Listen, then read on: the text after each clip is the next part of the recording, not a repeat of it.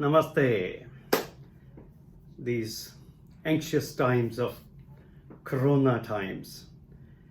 I'm Suresh Ratan. I'm talking from Department of Molecular Biology and Genetics, Aarhus University, Aarhus, Denmark. And I have been asked to talk with you about theories of biological aging. So what we are going to do here in about 35 to 40 minutes at the most, I will give you an overall understanding of how we understand old age and aging in biological perspective. What have we learned from the research work of hundreds of scientists involved in this field of biogerontology to understand aging's biological basis. The things we are going to discuss in this lecture will be: when does aging set in our life story, why it happens in nature, what happens during aging, how it happens, and if we want to do something about it, what can be done and what cannot be done. Now, these are big questions, and there are, of course, theories or hypotheses or ideas or guesses presented and formulated to discuss these aspects.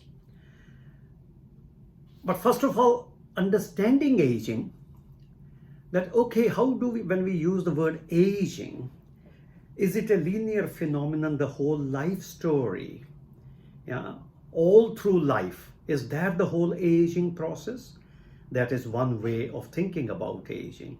That right from prenatal state to freshly born baby and the whole life story of the baby until it dies. This is one way of thinking about aging. But when we talk of aging in biological terms generally, we talk aging as different stages in life. And as you sociologists, you very well know, and you have defined first, second, third, and now even fourth and fifth ages of life. Biologists would also like to talk about aging as one of the stages in life where old age sets in. And when we use the word aging, generally, what is the image which comes in our mind? I don't think the image comes of a beautiful, lively, active, wise person who is full of empathy, who is full of tolerance, all those social values which we talk about. Generally, our first impression or the intuitive feeling about aging comes when we use the word aging as a stage where everything is actually going downhill. Yeah. That biologically, aging and old age is the period and the process where our bodies become more and more weaker. There is loss of function. There is increased chances of diseases and death, eventual death.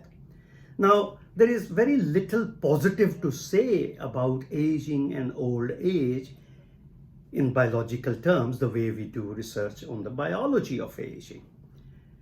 So, as a biologist, I am basically a biologist, I would like to understand that process which happens in a huge variety of animal species and plants.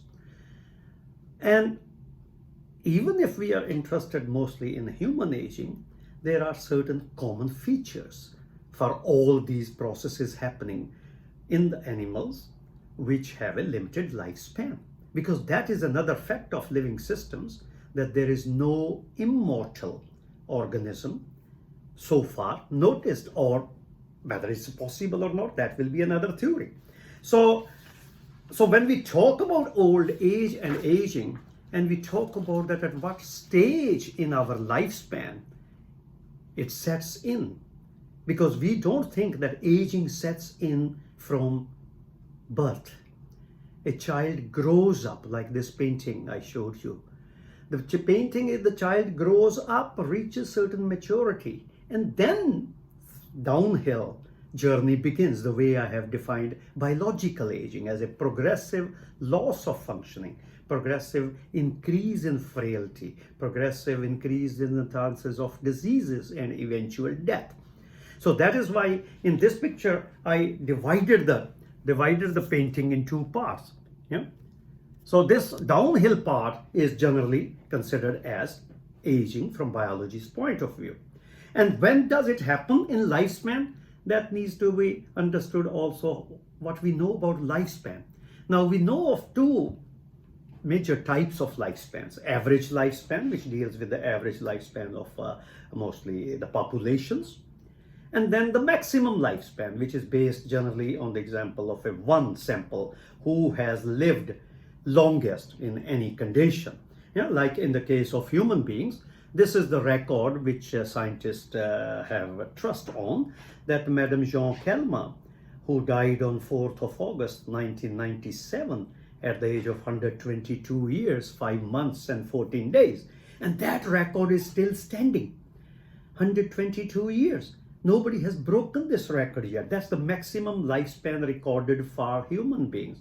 In the previous slide, if I can go to the previous slide, there's a picture down under for the maximum lifespan of an animal whom I happened to meet in 2004 in Australia in a zoo. That was the very well-known turtle, the giant turtle, Harriet, who was 175 years old at that time.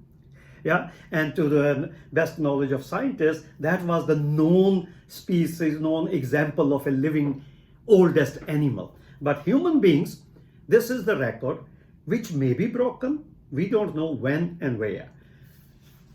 So the question starts that when we talk about what stage in our lifespan old age and aging set in, then we have to think about another kind of lifespan. And that lifespan is, what is the time needed from evolution's point of view to fulfill the purpose of life of a biological system in evolutionary terms. Again, it's not sociological terms, but evolutionary terms. Evolutionary terms, purpose of life is reproduction and continuation of generation. So basic survival of the individual, and then entering into a reproductive phase so that the species continue. And that kind of lifespan we have termed as essential lifespan. That essential lifespan is the time that a species needs in its natural environment to grow up, mature, and reproduce. You know, like a insect, Drosophila, which we do research on. Drosophila in nature needs about 7 to 10 days to reproduce, basically successful from the species point of view. And that's what its essential lifespan is, 7 to 10 days. But when we bring Drosophila into our laboratories to do research on in highly protected environment, then Drosophila can live for a month or 2 months, or under some conditions even longer. So maximum lifespan, average lifespan of the population, maximum lifespan within a population depends a lot on the living conditions. In nature, essential lifespan is the measurement, which for our species, essential lifespan is around 45 years. I know it's not a very encouraging news that yes, nature only needs us for about 45 years as a species. And that was actually the kind of time scales for most of our 1 million year of evolutionary history of Homo sapiens has been. Very rarely anybody survived longer than that. And this is the definition then we use, that when aging sets in and when old age begins is if we live longer than our species' essential lifespan. The day I celebrated my 45th birthday is actually then the day I enter into old age. I may say whatever else about it is middle age, early age, whatever, but biologically, that will be the time we will consider that now one has entered into old age and all those phenotypes of aging will emerge there. Yeah?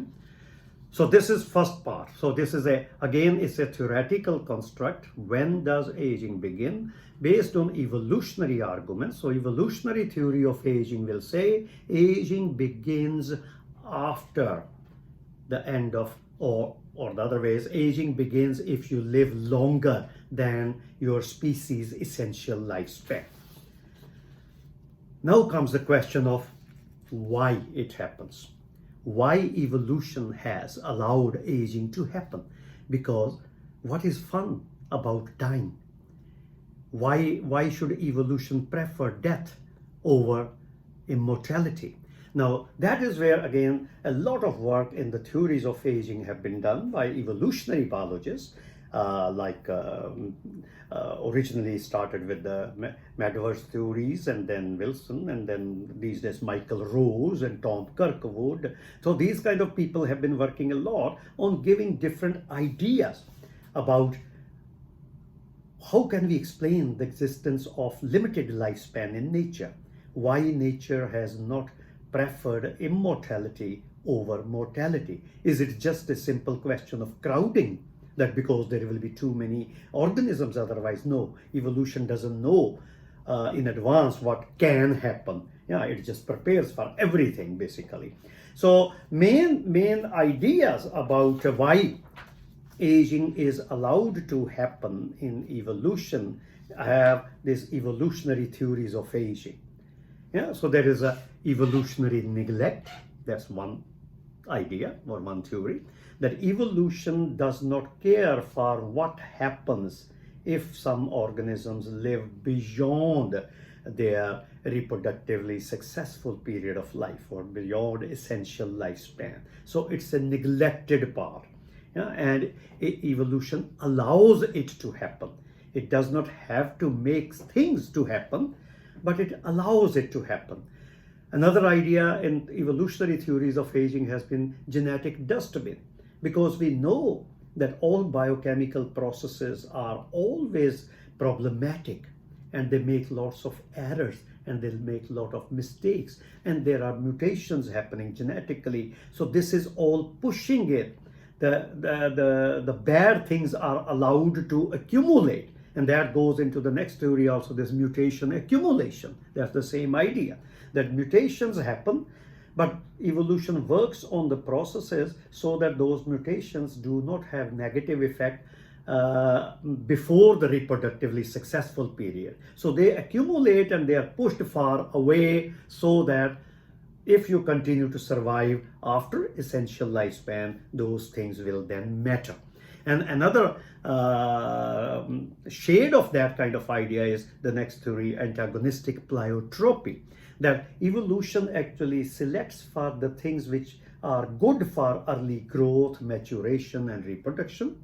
But even if those things have some bad effects later on, then it cannot get rid of it, because those early beneficial effects are much more important. And that's where things like cholesterol metabolism, our sugar utilization ability, our taste, are the examples of that. That these are very, very important things in early life, that our body is able to digest and accumulate and use, say, cholesterol. And sugar metabolism should be very active and demanding. But then for longer survival, these are the same things which can cause problems.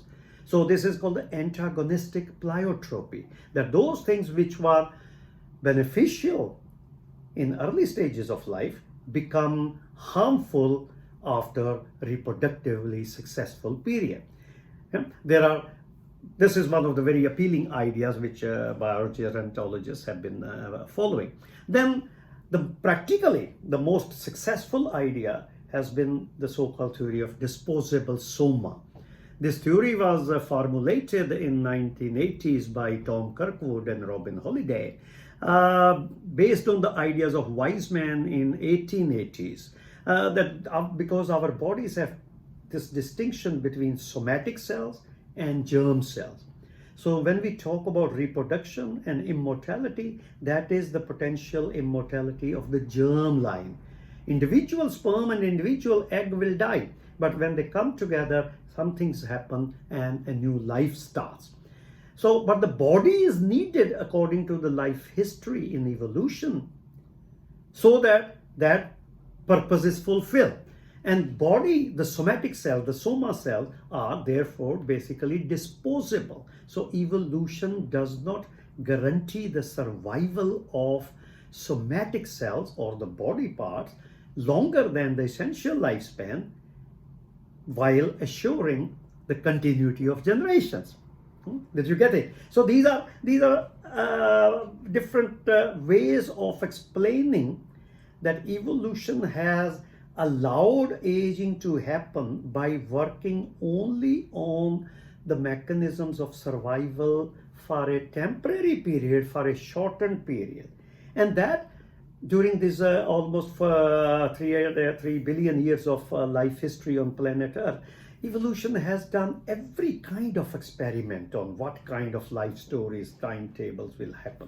And that's a gigantic area. But so far we all start with this or accept this notion that there is no immortal species or immortal organism. And evolution has worked on longevity assurance processes, not on, say, killing processes, because it doesn't need. This adaptive theory that there will be crowd and there has to be eliminated population, I have already touched on that actually is not the evolutionary requirement. So evolutionary theories have really very well explained why aging happens in any organism, under natural conditions or even in highly protected conditions. Then the next part in these theories of aging will come, what happens? That okay, when we say that aging sets in, or the aging phenotype or old age sets in after our essential lifespan, which again, just to remind you that for Homo sapiens, the name of our species, the essential lifespan is not more than 45 to 50 years. Which is in modern times, it sounds very strange actually, because we in developed societies, economically developed societies at least, we expect to live almost double than that, and that Madame Jean Calment has lived almost 3 times than that. So how to resolve this issue, the paradoxical issue? The paradoxical issue is also by understanding then that what happens when we are in old age. So what happens in old age, this is what in the last 60 years, hundreds and hundreds of biogerontologists have worked on this question. What happens when any organism, whether it's a Drosophila or these are rats and mice and various other types of insects, and so scientists have used hundreds of types of organisms, hundreds of species, analyzing it, and it's a great achievement which in the last 60 years scientists have come up with this kind of understanding, that biological phenotype of aging and old age is very well described, and it's not a small achievement. From most of this aging studies started happening, experimental aging studies, from about 1950. So let's just say now it's about 70 years of fantastic research. And that has explained or described aging phenotype at group level, at individual level, at population level. So in this figure, I make it this the reductionistic from top to bottom approach, that after the individual level we have full knowledge about what happens in different systems in the body, immune system, cardiovascular system, the neurological system, skeletal system. We know almost everything about what happens in individual organs. We know a lot about cells and tissues. And then further down at the level of metabolome, all the metabolic pathways, all the molecules within the cell.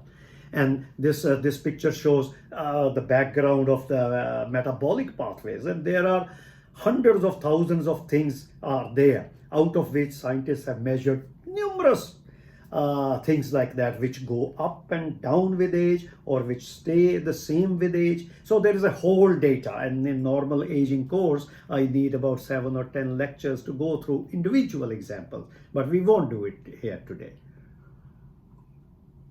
I have just highlighted some of the major categories in this slide. I will be making the PDF available of all these pictures also. So like stress responses, modified bases, telomeres, this mTOR pathways, antioxidants, proteasome. These are all major examples. Why I have put that, it will become clear later, because that's where we want to interfere also. So biological phenotype of aging is very, very well described. And even if we are missing some information at the moment, that will be filled up, but this will not change our major understanding and the viewpoint about how we understand aging and old age and what theories emerge out of it. That why. So this is what has happened. We have described what happens. So the next step after will be why it happens. That will be there. Another level of theories will come. So from theories of biological aging point of view, we have already discussed evolutionary theories, why aging happens, and you can of course try to think about that, which evolutionary theory appeals you more or less, and maybe find your own explanations for that. But now, after understanding what happens, we have to make some generalizations from this huge amount of data available in the literature. And that is the basic and amazing fact about aging, that aging happens if you live longer than essential lifespan of your species. There will be no individual which will not show less or more changes of old age or age-related changes. But that fact is that it happens in a very heterogeneous, individualistic, and dynamically. Aging is very heterogeneous, individualistic, and dynamic. Now, basically what it means is that like men and women age differently. There are lots of similarities at the biological level. We are the same system. But when you compare age and old age and aging, males and female age differently. Individuals, no two individuals become old in the same way. Not even monozygotic twins. There are numerous amounts of studies done on monozygotic single egg twins whose genetics is basically the same. But the age a little bit more similar than any other brother sister. So they will have a bit more similarity, but they are also very much different from each other. Then comes different parts of the body. Age at different speeds, different rates, to different extents, because that will depend upon your whole life story. Yeah? What kind of even pre-birth conditions I was in my mother's womb. What kind of immediate infant conditions I was born in, what kind of foods I got, what kind of diseases, early childhood diseases I got. These will affect my whole lifelong story. So different parts of my body will become old differently. My brain may be older than, say, my muscles, or other way around. Even the same kind of cell type, like it's an interesting example. Hair, one kind of body part, and on the same area of the body, face, and you can see some are still black. I am now 65. Some hair in the head are still black. Mostly they are gone gray or white. Beard is almost all gone white, but whereas the eyebrows, once in a while, one white hair appears. This is the heterogeneity, even within the same cell type. Different cell types age differently, different tissues age differently, different molecules within a cell age differently. And that's a fascinating and most challenging and most depressing, actually, observation. Another way to represent that is that if you look at the clinical data, that if you measure anything in human beings, in young population, middle-aged population, and old population, the scatter in the data increases. The younger populations there is still heterogeneity because no two individuals are exactly the same, but this individuality becomes more and more different, more and more special. When you measure, for example, muscle mass, or cognitive response time, or memory, or stress responses, or walking speed, or hand grip strength, or eyesight. So these are the real clinical based data that older the population, wider the scatter. Yeah?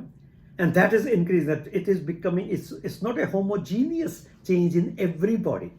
The important implication of this observation, the heterogeneity, individuality of old age, is that if somebody tells you that we are going to make some magic interventions, one pill or one drug which will take care of all your aspects of aging within you and within the population, be cautious. Either those people are totally ignorant or they are very clever, fraudulent ones. And generally they are not ignorant. So, but that's the implication from aging studies, that it is basically at a very, very individualistic level. Yeah. So all this increase in heterogeneity with age, this was once beautifully explained by one Danish philosopher, Esther Muller, that we are born as a copy, but we die as original. I like this statement very much, because there is on one side thousands of papers by scientists and understanding, and here comes a medical philosopher and a poet who says this beautifully. We are born as a copy of the evolutionary processes, but we die as original. Fine.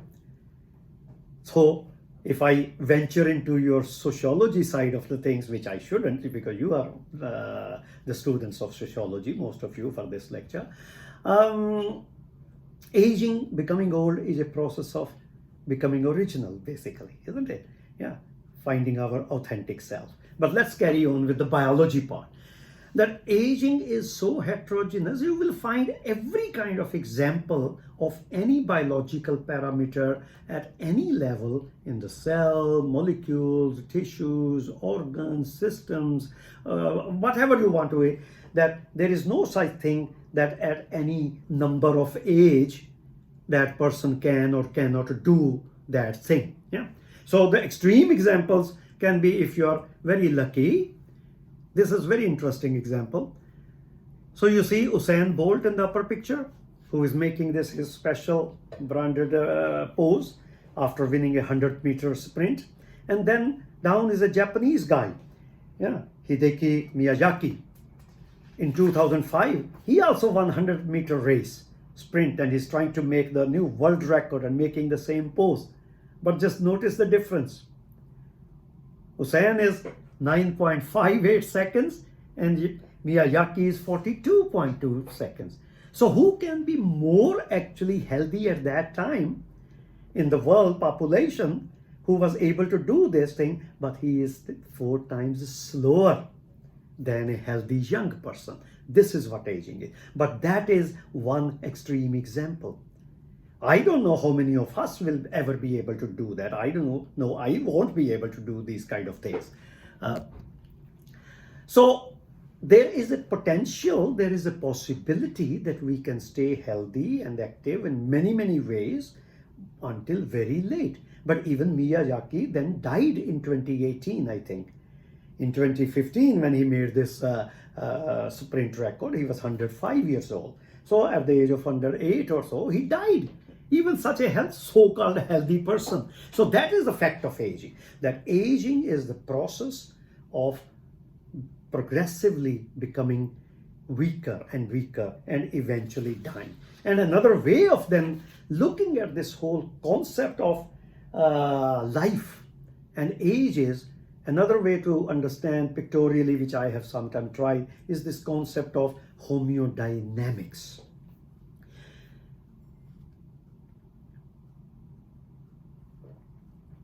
So what we have been talking so far is that things are changing. We in biology use the term homeostasis very casually. Homeostasis means same state, which is a term coined in 1930s, I think, by engineers, that a machine needs to maintain certain basic functional flexibility or lack of flexibility. But biologists have adopted this term so much so that they ignore this very dynamic nature of life. No biological system is static, not even for a single unit of time. Its living system is all the time dynamically interacting with all its components, not only the physical components, but then even the emergent components, just like in the case of human beings, our mind, our psyche. All these are dynamically interacting with our structure. So that's where the term homeodynamics, which was coined in 1990s by Yeats in England, has been in the literature, but still we are stuck with the homeostasis as a habit. Sometimes people now use the term dynamic homeostasis. So homeodynamics is this very interactive property of a living system with which a newly born child is born with, because without that it cannot survive. And that's why in the picture, so there is a green circle of homeodynamic space. There is a larger red circle in a newly born baby. That things can go wrong quite a lot in early life. But then this little child grows up, becomes mature, reaches the reproductive age where there is a peak of homeodynamic space. Things can still go wrong, but there are less chances. There is always a danger zone. Things can go wrong because systems are not perfect. So the major three categories or major three things which define homeodynamic space in biology is the stress response.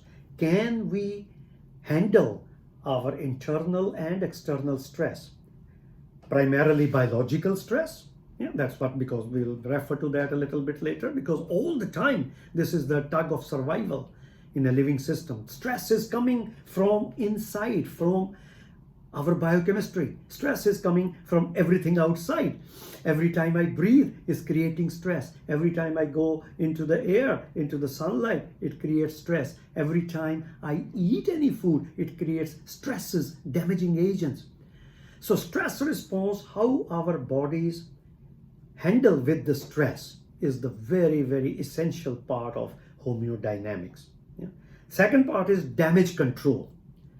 Can we maintain our bodies when a lot of things are going wrong? Can we remove the damage? Can we repair the damage? Can we prevent the damage? And then the third concept here is constant remodeling, that you always have to remodel the system. Immune system lives on that part. If it cannot remodel according to the challenges it faces, it will lead to the death. So this is the concept of homeodynamic space, that altogether these categories in which thousands of genes are involved, hundreds of processes are involved. That's again a very complex story I'm trying to bypass here. Homeodynamic space is a kind of our ability to survive, our survival ability. And this is what gives us a little kind of a buffering capacity also, yeah? That when things change, we adapt. And it's a dynamic process. We never attain the same state. We are constantly living and constantly moving forward. So one definition of aging based on this process is aging is the progressive shrinkage of homeodynamic space. Our ability to tolerate stress, our ability to remodel and adapt, our ability to control the damage is progressively becoming lesser and lesser. Any new challenge can be a big killer for the older individual, because so many things have happened. We see it during this corona time also. We all talk about the people over the age of certain number. It's not the basically number, it's also the basically your concept of homeodynamic space, how strong your survival ability is. Old people generally can live day-to-day life very nicely, but one challenge, 1 degree temperature shift towards heat or towards cold kills a lot of these people with say shrunk homeodynamic space. So one major functional definition of aging, which in biology we use, is aging is the progressive shrinkage of the homeodynamic space. So you just think about that.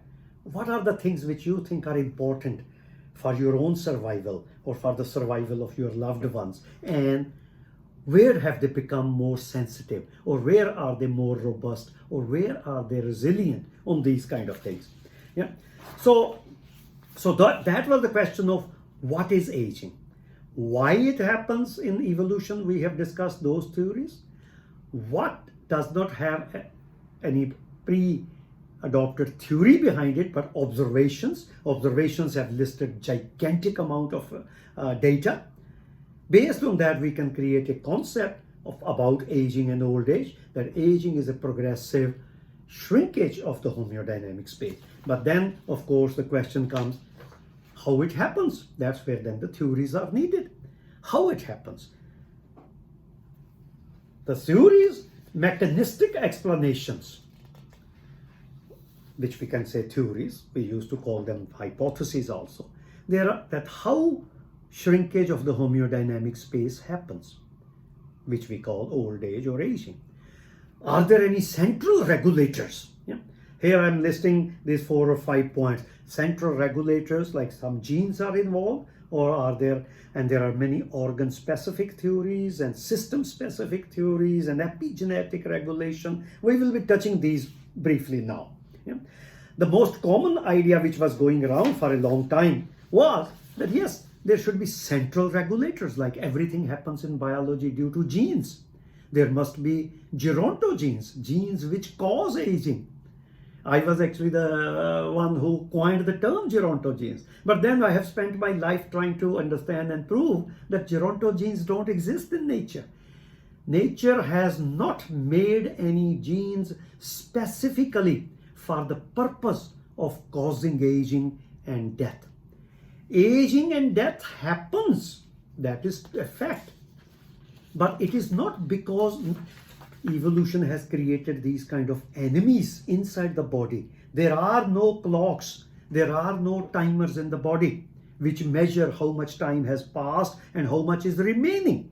Yes, one can have some kind of timer, kind of analogy for measuring how much time has passed. You know, those are where telomeres and other things or methylation comes in picture these days. But there are no genes which kill me. And that's a great, great achievement of modern biogerontology. So the theory of central regulators for aging process is invalid now. Genes, gerontogenes, do not exist. Their function is not. There is no gene with a function to kill you. It is also a very liberating idea, because if there is no enemy, yeah, although it also makes life difficult, because if there is an enemy, at least in theory, we can neutralize it. But if there is no enemy, and the fact is still that the body is becoming old and diseases will come and I will die, then what to do? We will touch on that a little bit later. So it doesn't mean that genes don't have a role. Don't misunderstand me. Genes have a role in all biology. There is nothing in biology which works without genes. But genes which evolution have given us, they are for survival, not for death. Nature has developed genes for assuring longevity. Genes work on the basic metabolic pathways. Genes work on everything else we know. But they work very importantly on this homeodynamic space. Just to control the damage happening due to sunlight to our DNA. When DNA damage happens, there are hundreds of genes which get activated to defend the DNA, to repair the DNA. Same thing when there is oxygen and it causes so much oxidative damage, there are hundreds of genes in antioxidative pathways. So genes are there, but they are there to survive, to give assurance of survival. That's why a better term for those kind of genes is longevity assurance genes. Sometimes I call them also vita genes, but longevity assurance genes is a term more widely accepted. That is in opposition to gerontogenes. Gerontogenes will be when the genes which cause aging. There are no gerontogenes. At best, we can call them virtual gerontogenes, that yes, genes which go wrong or cannot do their job at certain stage in life, we can, for the purposes of discussion, call them, they are virtually, they act like as if they were gerontogenes. But that's a great, great understanding which has come from biogerontology. So the theory of central regulator, even at the level of genes, does not stand. There are no genes. And why these then things go wrong? That is primarily due to what we call, it will come to the next one. Okay, so that was the theory of gerontogenes, which I wanted to explain thoroughly, that it does not exist. Nature has given longevity assurance gene. Then what about other theories? Yes, over time, all these theories have come and gone. There have been like this organ-specific theory. There was a time when people said that some of the organs in the brain, special pineal gland or central gland, which is regulating everything, or certain glands of the, or even liver as the regulator, or system-specific theories that immune system is the one which is regulating. These we all call them piecemeal or aspect-related explanations. These days, the very, very popular is epigenetic, that if it's not genes, then whatever happens above and over the genes, things like methylation, and people are creating these clocks or timers which can measure how much methylation has changed and what means how much time has passed in your life.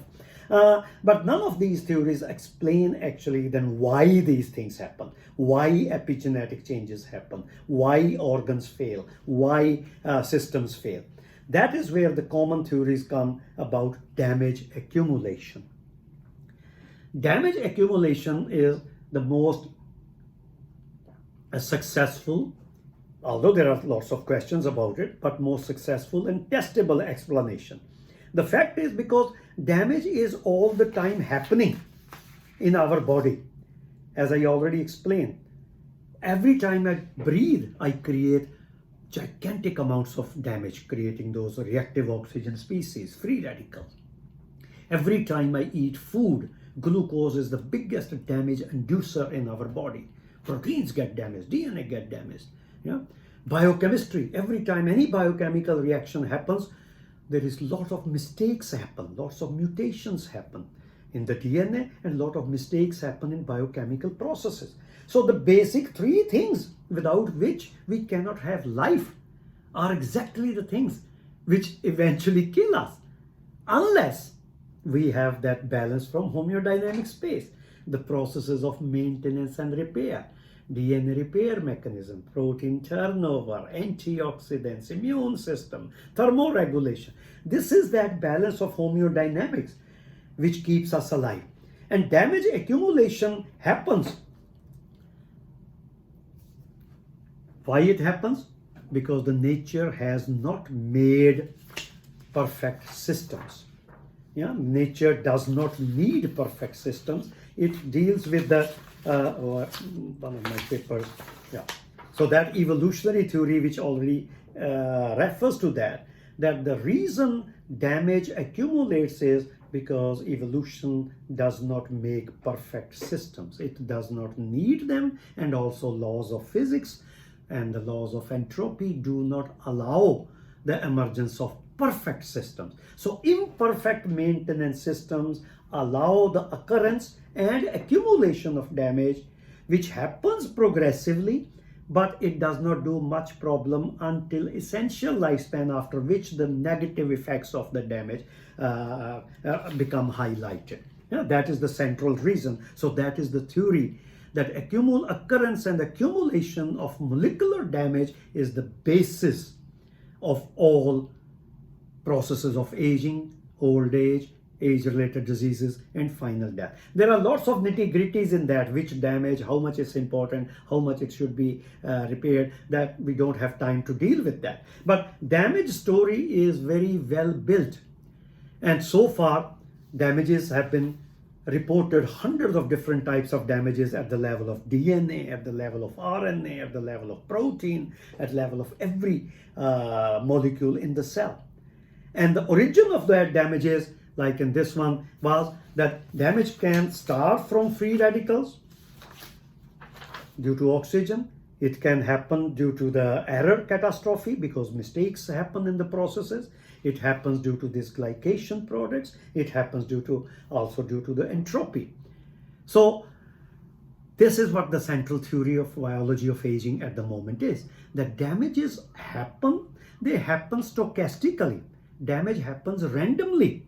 Repairs are trying to because there is no way that you can control that which damage should happen.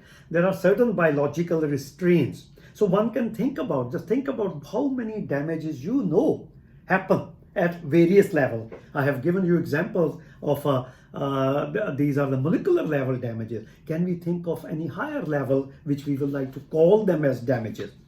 So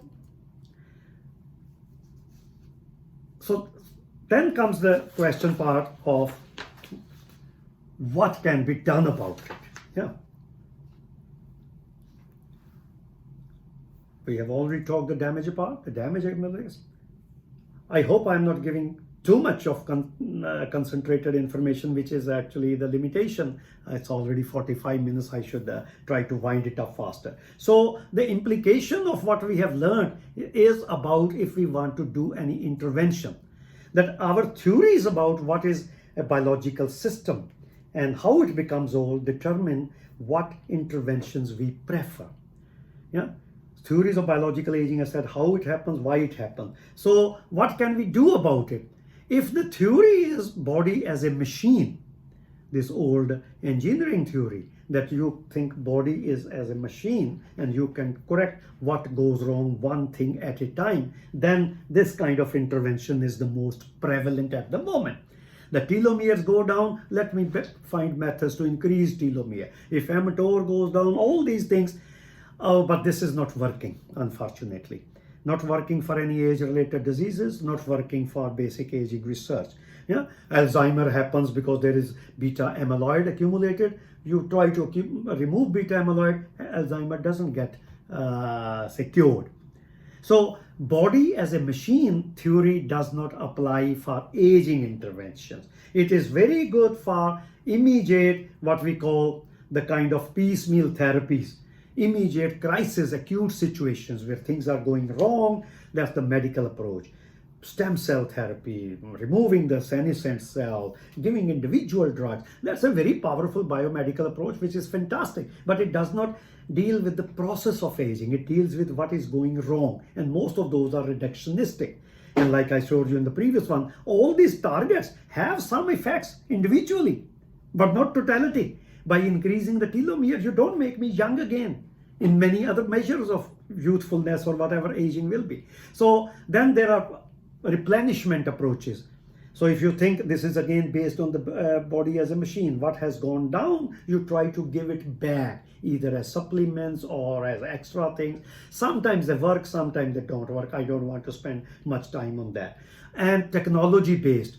But then this theory that aging is a shrinkage of homeodynamic space requires new methods which deal with the whole process, because aging is the common factor for all the problems of old age, all diseases. So either we can deal, if our theory says that it's one thing at a time, then we deal with that. But if we take our theories holistic, then we have to do things in a totality. And that's where this correlation between stress response and health is very important. Stress is the basis of life. And this also sounds a little paradox because we are always terrified of stress. Stress is bad if it is high and chronic and continuous. But stress is always life asserting, life sporting if it is low level and repeated. We call it stress of choice. The paradigm for that is exercise. Why is exercise good for our health? Exercise is actually physical stress. We create, but this is a physical stress of choice, which causes damage, and we get benefits out of that. Yeah, and that is the phenomenon of hormesis. This is a whole body holistic approach. You do the exercise, but you get benefits of the cognition, of mind, of mood, of sexuality, of all kinds of hormones. So this is now the area based on this theory, the holistic theory of aging, that aging is a failure of or the shrinkage of homeodynamic space, and we need to strengthen the homeodynamics. And these things through hormesis, which can do that, we call them hormetins. Like exercise is a physical hormetin, radiation is a physical hormetin, heat, spa. And then there is mental hormetins, how you create stress in the brain by intellectual activity, by puzzle solving, and this is beneficial. Even meditation comes under that category. Or a lot of the research is going on in the stresses, deliberate stress through food. A lot of things in the food which we eat actually is very harmful. All the spices, chilies, curcumin, there's turmeric, ginger, garlic. They are good because they actually create a little bit of damage. So this is the theory of hormesis for health. Again, I'm not going to expand on it. We can talk about that when we have some other opportunity. But hormetins can be a powerful way to maintain health and longevity. Then comes the finally, okay, with all these theories of aging and old age, what do we want to do? This is what I will leave you with. You have to think about, what do you want to do? Do you want to become young again? Or do you want to make your parents and grandparents young again? Is that our purpose for understanding aging? Or do we want to keep becoming old, but a bit slowly?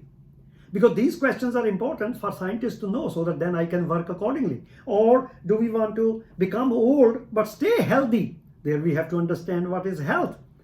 Or the ultimate, do we want to eliminate death? Because that is actually the biggest fear of old age, because it leads to death. Do we want to eliminate death forever? What will be the consequences of that? These are the questions you must think about based on what we have understood in the biological basis of aging. And for human beings, these questions cannot be answered without involving sociology. So finally, the carry home message is combining biology and sociology. Approaching these issues of aging, old age is very important, and we have to consider, could we, would we, should we maintain health, recover health, enhance health, and for how long? Yeah, there are a couple of books mentioned there where I have been the contributor or the writer. So we have a great understanding of theories of aging, biological aging, which need to be then brought together with our understanding of humans as we are as social beings. I have taken about 52 minutes for that. I hope you got something out of these 52 minutes. Great talking to you, great sharing all this with you. Thank you.